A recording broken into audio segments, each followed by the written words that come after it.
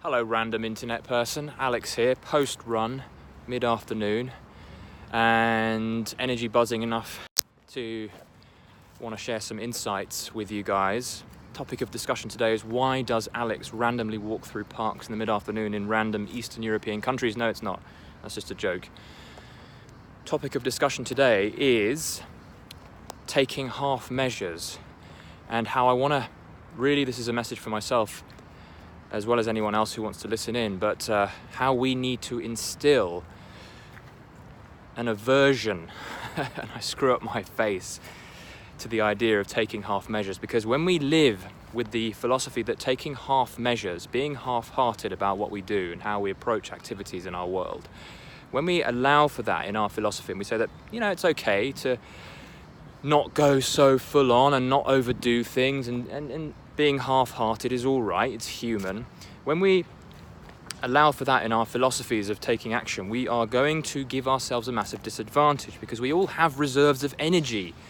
Don't know if you've noticed, but when you get excited about something, you can go like the Energizer Bunny. So there's no need to take a half-measured approach to any aspect of your life. And you might hear me talk about this in other videos. I talk about how every avenue of our life should be considered, and I don't like the word should, but in this case I'm telling you to should be considered a craft in and of itself. So whether it is something as mundane as washing the dishes, or whether it's something as empowering as following your purpose, they should all be considered a path that you're working on in terms of a craft that you're developing. Where was I? So we're talking about half measures and how we want to be allergic to half measures, how allowing half measures and allowing half-heartedness into the way we do things, we're setting ourselves up for unnecessary pain, suffering, and failure. I know that it sounds like I'm being pretty brutal on us, but I'm talking to you like this because I know that you are capable of going all in on what you dedicate yourself to. And if it's something that drains your energy, then you might want to be outsourcing that stuff. But for everything else, you want to be doing things all the way it can go. By acknowledging this and bringing this into your reality, you're going to see tremendous, tremendous changes in your life for the good. There are three aspects of half measures, of taking half measures, that we want to be clear on before I go into giving an example, and before I talk about the results and the benefits that this is all going to bring. So, three components, three ways that we take half measures, shall we say. Three ways. So the first way is that we don't put enough energy and passion and willingness into a task at hand. We do things half-heartedly. We kind of, we don't try our best. We just sort of, we don't really give ourselves the self-belief and the follow-through and the energy needed to do good work.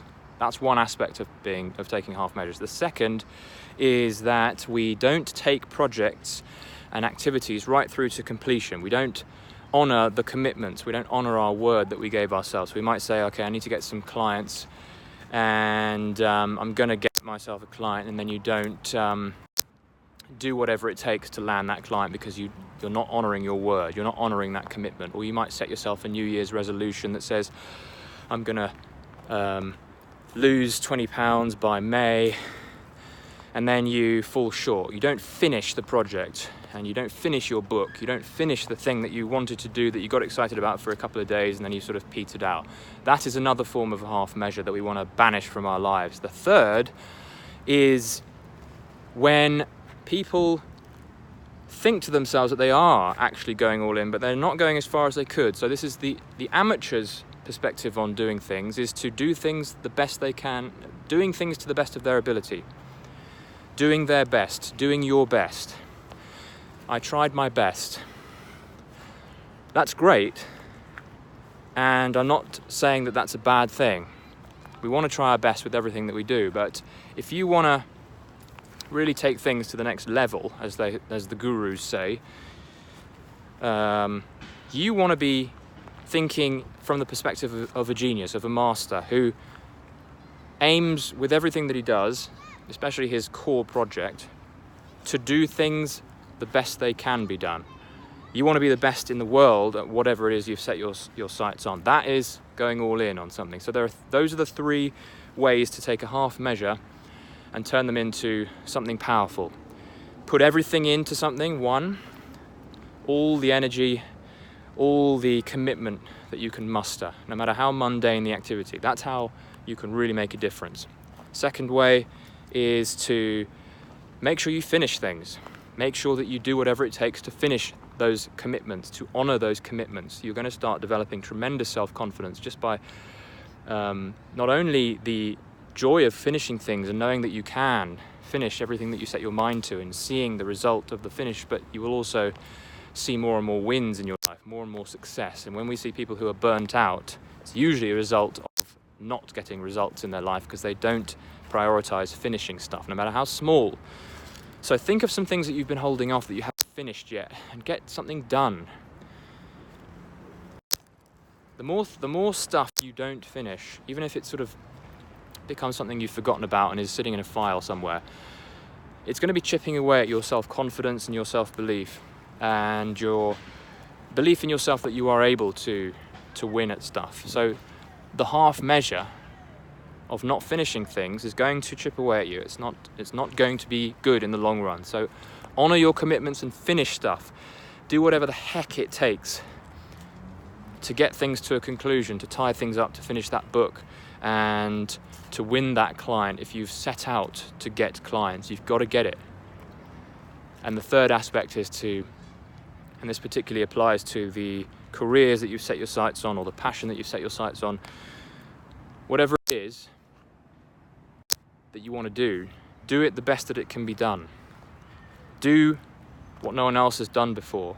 That's what I'm talking about. It's reaching levels of accomplishment, not necessarily accomplishment, but levels of, I suppose, achievement within that craft that no one else has touched before, because you're doing it in an entirely unique way. You're doing it in your way, but you're doing it in a way that has never been done before, and in your own way, you're doing something in a way that is the best it can be done. Those 3 ways of approaching life are going to bring a lot of joy, a lot of confidence, and a lot of success. And an example that I could use here to sort of tie things together is, as I said, I'm thinking back to when I would commit to going out and finding clients for my business. This is a problem I see coming up a lot, is that the half-hearted approach would be to, and I'd see this in clients, would be to try to do the work and go out and talk to new people and see that there weren't any results and people weren't interested, and then give up. Whereas the person who had banished the idea of taking half measures would do whatever it took to talk to enough people and understood the energy and the sense of rejection that all that took to finally follow through with that commitment to finding those clients, or that one client. So it's a nice way of thinking about how to tie things together and really ensure that you're on the right path, and a path that is very rewarding and a path that continually will energize you. That's the key thing, if you want to take anything from this one chat, is that all of this is extremely energizing. People shy away from this stuff because they think that all of this takes extra energy, and they think in scarcity. They're not thinking abundantly, and so they don't commit as much energy as anything requires. So everything is half measures because they think they're winning. You think you're succeeding because you think you're sort of winning because you're cheating the system by not putting as much energy as required into something. Whereas when you flip the script and you think about things in terms of needing to go all in, you're going to be motivated, so the energy will come. And with more energy will come the completion you're looking for, and with the completion will come even more energy.